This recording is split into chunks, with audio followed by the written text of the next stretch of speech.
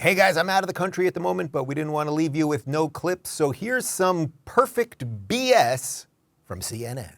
That comment saying, they work at the margins, maybe 10%, I think would raise a lot of eyebrows given so many people had to wear a mask, whether they were on a plane, whether they were in certain public facilities.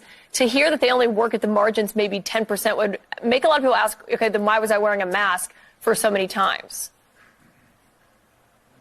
Kaitlan, we got to be careful, because if you read very carefully what I said, if you look at the broad public health effect, when you have masks that are so-called mandated or supposed to be worn, because so many people don't wear them, even though they're in an arena in which masks are supposed to be worn, or they don't wear them properly from a public health standpoint on the cohort of people, the effect can be only marginal. And as we mentioned, it was 10, 13% or so.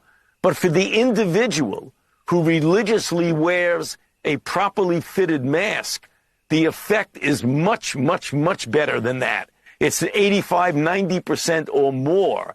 So we were trying to distinguish between what the broad effect on a population is when you have mask wearing versus the effect on the individual who religiously and properly wears the mask. There's a big difference there. That's what we were referring to about on the margins versus an individual effect of a person. Yeah, there is a big difference, of course, in someone like a doctor, someone who's used to doing this. In hindsight, though, when you look at this, do you think the mask mandates were a mistake?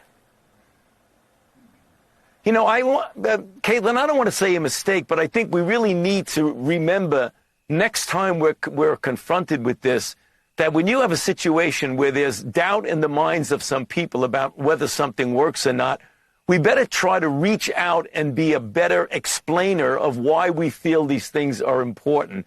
Because whenever, particularly in our country with our free spirit, which we all embrace, that people being told what to do very often has the opposite effect. That's what I was referring to in that interview.